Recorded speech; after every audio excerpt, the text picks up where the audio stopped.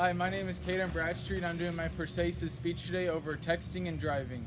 This is my audience from the local Lane County Hospital.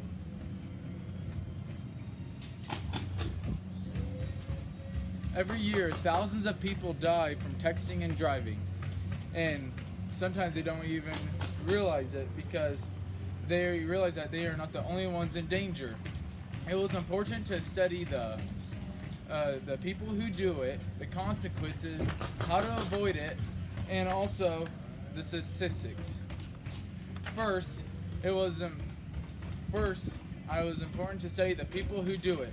Teens are the most dangerous throughout text and drive because they are least experienced and how old they are. Around 80% of teens 16 and 17 own a cell phone, and over half of them admit to talking on the phone and drive, and around 1/3 of them admit that they actually text and drive. And then they keep on saying that multitasking is easy to them, but it is not really easy to multitask. Then they know the danger. They even admitted that they know the dangers of it, but they would rather risk it. But that doesn't make any sense to me. The average text takes around 5 seconds to create for them to drive. And when you go 55 miles per hour and you're texting, that is around the length of a football field.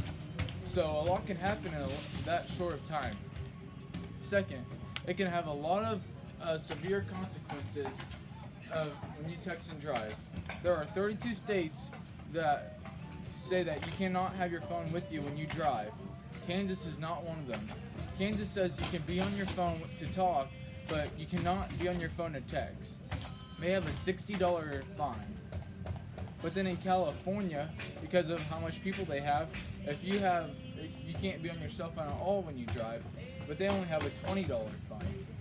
Washington, D.C. has similar rules to California, but they have a $100 fine. That's their really big deal.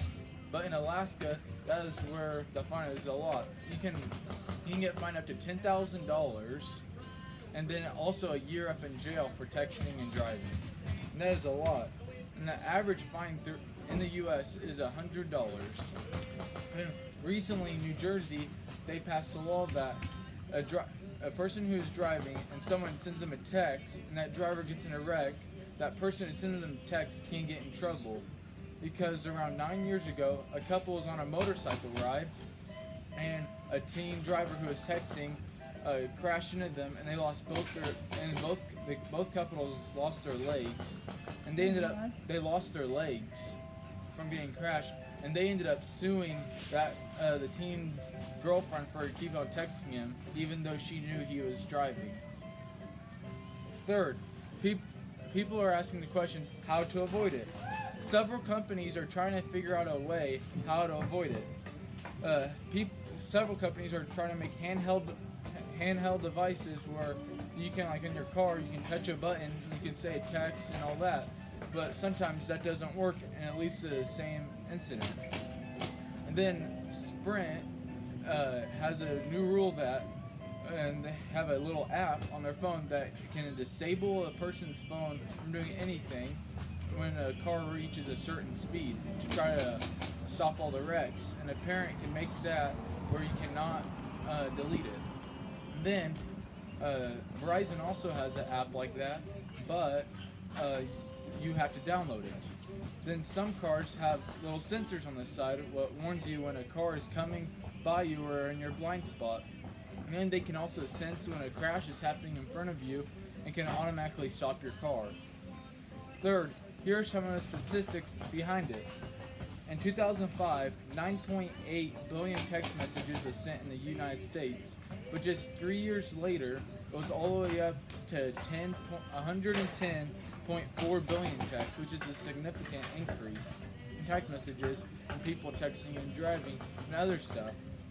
Then, a person who is texting and driving is 6 times more likely to crash than drunk driving, because of the studies have shown that they had people texting and driving and a drunk driver, and the reaction time is a lot faster when you're drunk driving than texting because your head is down and you don't know what's in front of you. And then 10%, and then there was 37 100,000 car crashes every year, and around 10% of that is from distractions such as cell phones. In conclusion, when you text and drive, you're not just putting yourself at risk, you're putting everyone around you at risk. They just need to remember, a text can wait. You don't have to send it right away. My sources for this deal was Texting and Driving by JAMA, Distracted Driving in America by Innovations, and Shocking Distracted Driving Statistics by Hopkins. Thank you guys for listening. Well, we tried to listen to doing the pounding. Yeah.